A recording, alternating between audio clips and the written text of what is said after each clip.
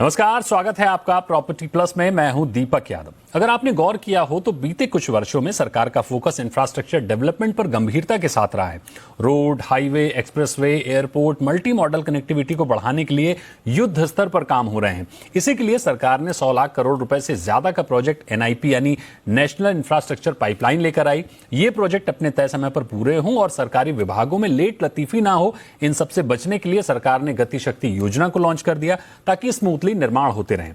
लेकिन एक बड़ा सवाल आम निवेशक के लिए कि क्या हजारों करोड़ के इन विशालकाय प्रोजेक्ट में आप छोटी मोटी रकम के साथ निवेश करके अपने प्रोजेक्ट में हिस्सेदारी बना सकते हैं?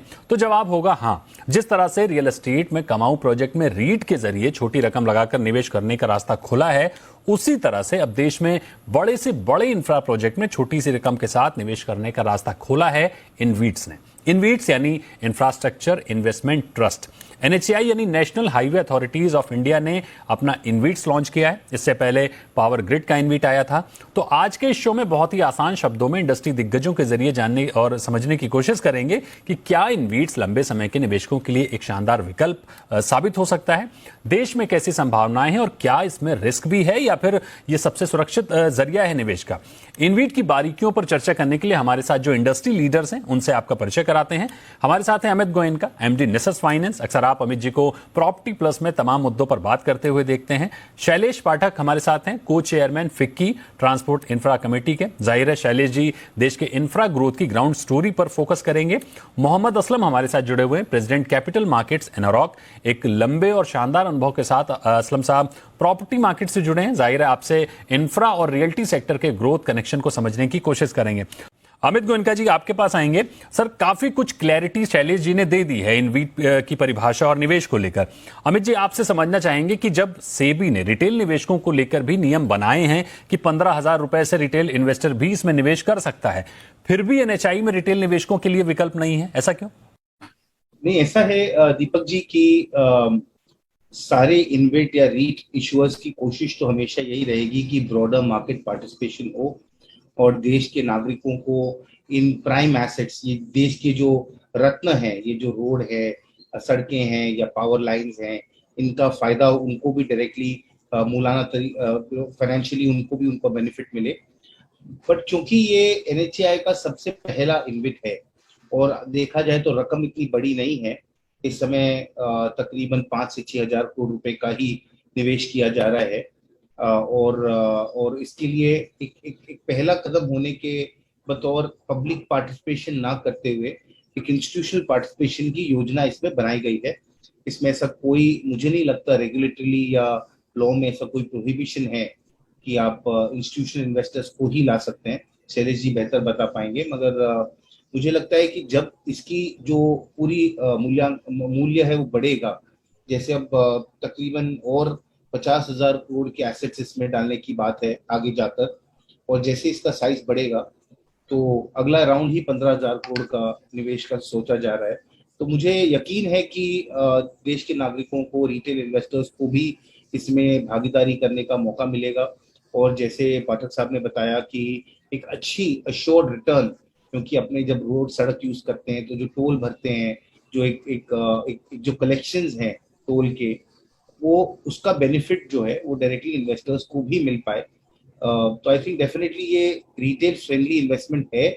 पूरी दुनिया में इन्वेट्स बहुत बड़ी एक निवेश करने की योजना है, एक स्कीम है जहाँ पे रिटेल पार्टिसिपेशन होता है काफी भारी मात्रा में। और मुझे यकीन है कि गवर्नमेंट स्कीम्स भी जो है, क्योंकि प्राइवेट ऑपरेटर्स ने तो डेफिनेटली रिटेल पार्टिसिपेशन आमंत्रित किया है, मगर गवर्नमेंट स्कीम्स में थोड़ा सा अभी भी सचेत है कि इसको पहले इंस्टीट्यूशनल इन्वेस्टर्स को देकर इसकी ऑपरेशन स्टेबलाइज करें, इसका परफॉर्मेंस देखें, ताकि जो इनिशियल हिकअप्स या कोई अगर अड़चने आए उसका भार जो है वो रिटेल इन्वेस्टर पे ना आए।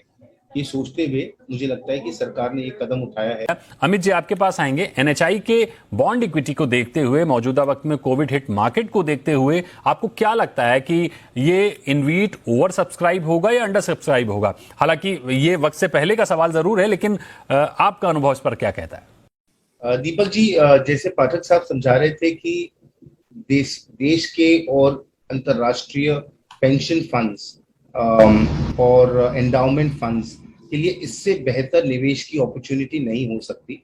अगर आप इस समय लिक्विडिटी का जो सैलाब आया हुआ है दुनिया भर में, उसके सामने अगर आप ये अपॉर्चुनिटी देखें तो बहुत ही महज छोटी रकम है। तो मुझे इसमें दो राय नहीं है कि इसमें ओवर सब्सक्रिप्शन होना ही है। दूसरी बात, क्योंकि ये सिर्फ पहले 5 एसेट्स हैं जो तकरीबन चार स्टेट्स के बीच में है, राजस्थान, गुजरात, तेलंगाना और कर्नाटका। तो जो सबसे उम्दा एसेट्स हैं, क्योंकि ये एक टेस्ट केस है, तो मेरा ये अनुमान है कि जो सबसे उम्दा एसेट, जो सबसे आपको एक जो शो एसेट्स हैं, उनको इन इन्वेस्ट में डाला जा रहा है, जिसके वजह से इसकी तरफ रुख जो है वो बहुत ज्यादा मुझे लगता है पॉजिटिव रहना चाहिए। और क्योंकि प्राइवेटाइज हो जाएगा ये एसेट इफेक्टिवली, बिकॉज अगर एक बार इन्वेस्ट के पास आता है, ज्यादा करके सारे विदेशी या अंतर्राष्ट्रीय देश के सबसे अहम इंस्टीट्यूशन जिसमें पार्टिसिपेट करते हैं, तो इसकी कहीं ना कहीं परफॉर्मेंस में इंप्रूवमेंट आएगा ही। जैसे पाठक साहब बता रहे थे कि भी रेवेन्यू एस्केलेशन होगा, इसमें गवर्नेंस आएगी, इसमें ट्रांसपेरेंसी आएगी। तो डेफिनेटली ये अनुमान तो सारे इन्वेस्टर्स लगा रहे हैं, और इसके लिए मुझे लगता है कि ये टेस्ट केस डेफिनेटली बहुत ही ज्यादा सक्सेसफुल होगा, जिसकी वजह से अगला जो प्लान है 15,000 करोड़ का, वो आसान हो जाएगा। और हो सकता है कि ये रिटेल इन्वेस्टर के लिए भी उस समय पार्टिसिपेशन का अवसर बने। बिल्कुल, चर्चा को जारी रखेंगे, लेकिन यहां एक छोटा सा ब्रेक लेते हैं और ब्रेक के बाद हाजिर होंगे और जानने की कोशिश करेंगे कि इनवीट में सब कुछ अच्छा अच्छा ही है या फिर कहीं रिस्क भी है। छोटे से ब्रेक के बाद।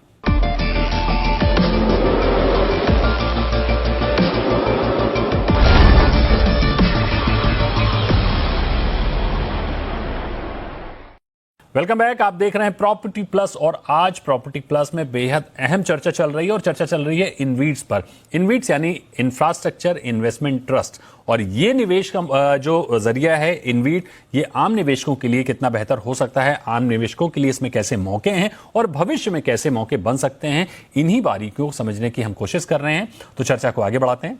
अमित जी, हर निवेश के अपने फायदे अपने रिस्क होते हैं, तो अगर इनवीट्स में रिस्क की बात करें तो कहां रिस्क देख रहे हैं आप, या निवेशकों को कहां सावधान रहने की जरूरत है इसमें? बहुत ही उम्दा क्वेश्चन है दीपक जी। पहली बात, जहां तक इनवीट का सवाल है, इसमें सरकारी नियम और जो इंफ्रास्ट्रक्चर पॉलिसीज है वो बहुत बड़ा रोल प्ले करती हैं कि आपको क्या कंसेशन कॉन्ट्रैक्ट्स हैं, कितने साल तक आपको वो रोड या वो इंफ्रास्ट्रक्चर आपको मुहैया कराया गया है, जिस पीरियड को आप डिस्काउंट कर रहे हैं। तो ये परपेचुअल एसेट्स नहीं है, कहीं ना कहीं एसेट्स आगे ना पीछे ये वापस सरकार को जाएगी या ये ट्रांसफर होगी, तो ये परपेचुअटी में नहीं होता है। बाकी हम जैसे रीट को देखते हैं, वो जो बिल्डिंग आप खरीद लेते हैं वो आपकी परपेचुटी के लिए, मतलब जितनी भी लाइफ है बिल्डिंग की, वो लाइफ की जो मिल्कियत है या जो उसका बेनिफिट है वो यूनिट होल्डर्स को मिलेगा। यहाँ पे वो लिमिटेशन आ जाती है कि आपकी कंसेशन पीरियड पे है। वो कंसेशन पीरियड के अंदर भी अगर कोई सरकारी नियम चेंज होते हैं, कोई डिस्काउंट फैक्टर्स चेंज होते हैं, टोल टर्म्स चेंज होते हैं, और अगर वो रेट्रोस्पेक्टिवली अप्लाई करते हैं, या उसका अगर वो जो कॉन्ट्रैक्ट है जिसके तहत ये टोल कलेक्ट किया जा रहा है, अगर उसमें कोई अदला बदली होती है, तो उसमें डेफिनेटली एक इम्पैक्ट आता है कि कितना कलेक्शन आ रहा है। तो ये काफी हद तक गवर्नमेंट पॉलिसीज और नियमों पर आधारित है, जो एक रिस्क फैक्टर अपने आप में है। दूसरा, मैंने बताया कि ये परपेचुअल नहीं है, तो कहीं ना कहीं इसकी एक लाइफ होगी इनविट की, क्योंकि बाकी जो इन्वेस्टमेंट्स होते हैं, चाहे रीट्स में हो या शेयर्स में हो, वो परपेचुटी या मतलब अगले 25, 50, 100 साल तक आप मान सकते हैं। ये नहीं मान सकते हैं, ये 15 या 20 साल के एसेट्स हैं, तो इसके लिए उसमें आपकी जो लिमिटेड इन्वेस्टमेंट होराइजन होती है। तीसरी बात होती है पब्लिक फ्लोट की। जनरली इन्वेस्ट क्योंकि ज्यादा करके लार्ज इंस्टीट्यूशनल इन्वेस्टर्स, जैसे अभी बताया गया कि पेंशन फंड्स हैं या जो लॉन्ग होराइजन इन्वेस्टर्स हैं, वो उसमें निवेश करते हैं, जिसका मतलब कि वो बेच के निकलेंगे नहीं तुरंत। अब क्योंकि इसमें लेवा बेची कम होगी, तो पब्लिक फ्लोट और उतना उसमें चर्न कम होगा, तो जो इन्वेस्टर जो निवेश करेगा उसको बेच के निकलना इतना सरल नहीं होगा, क्योंकि जब तक अगर कोई सेलर नहीं होगा तो बायर नहीं होगा। तो अगर वो बेचना भी चाहे, अच्छा, क्योंकि इंस्टीट्यूशनल इन्वेस्टर जो है उसने समझिए 60, 70, 80% सब्सक्राइब कर लिया, बाकी रिटेल इन्वेस्टर्स ने 20, 25, 30% सब्सक्राइब कर लिया। अब जो लेवा बेची होगी, जो सौदे होंगे, वो रिटेल के बीच में ही होंगे, तो उतना उसमें चर्न या उतना वॉल्यूम नहीं मिल पाएगा, जो एक डेट मार्केट का एक इनहेरेंट लिमिटेशन है। क्योंकि हमने बताया ये डेट मार्केट की तरह चलता है, क्योंकि इसमें आपको एक कूपन मिल रहा है इफेक्टिवली, भाई डिविडेंड के बतौर दिया जाता है, मगर आपको इंटरेस्ट इफेक्टिवली इंटरेस्ट जितना आपको रिटर्न मिल रहा है, कि जहां आप सोचते हैं कि मुझे डेट म्यूचुअल फंड में 6, 7, 8% मिलता है, यहाँ पे आपको हो सकता है 11, 12, 13%, और उसका जो भी एडजस्टमेंट्स होंगे, अप्रिसिएशन होंगे, उसमें आपको उतना रिटर्न होगा। तो डेफिनेटली आपके डेट पोर्टफोलियो से बेहतर रिटर्न है, मगर डेट पोर्टफोलियो में आप चर्न कर सकते हैं, यहाँ पे आपका थोड़ा सा ये लिक्विडिटी का इशू बना रहेगा। मुझे मुझे मुझे एक वो कंसर्न डेफिनेटली है, और इंस्टीट्यूशन इन्वेस्टर रिटेल स्टॉक नहीं पिकअप करेगा, तो कहीं ना कहीं मार्केट मेकिंग की फिर शायद जरूरत पड़े। तो ये सारी चीजें अनटेस्टेड है इन्वेट्स के लिए, तो डेफिनेटली एक लिक्विडिटी का रिस्क फैक्टर डेफिनेटली बनता है। हाँ, मगर ये जरूर है कि अंडरलाइंग एसेट बहुत ज्यादा उम्दा है, सॉलिड है, काफी कोर इंफ्रास्ट्रक्चर है देश का, जहाँ पे यातायात काफी है, जहाँ पे टोल आना अनिवार्य है। तो ऐसा नहीं है कि नॉन परफॉर्मिंग हो जाएंगे जी, तो ऐसा नहीं है कि एसेट की वैल्यू खत्म हो जाएगी या उसमें टोल कलेक्शन बंद हो जाएगा, तो उसकी परफॉर्मेंस मेरे हिसाब से बढ़ ही सकती है। मगर ये चीजों का सचेत रहना जरूरी है कि अगर आप इस चीज को 5, 7, 10 साल नहीं रोक पाए तो इसमें शायद ना ही इन्वेस्ट करें।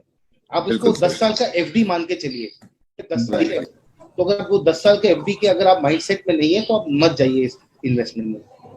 बिल्कुल अमित जी, ये बिल्कुल सीधे शब्दों में आपने सबसे अहम बात कही है कि अगर आप कम से कम 10 साल का होराइजन नहीं रखते हैं तो इनवीट में जाने से बचें।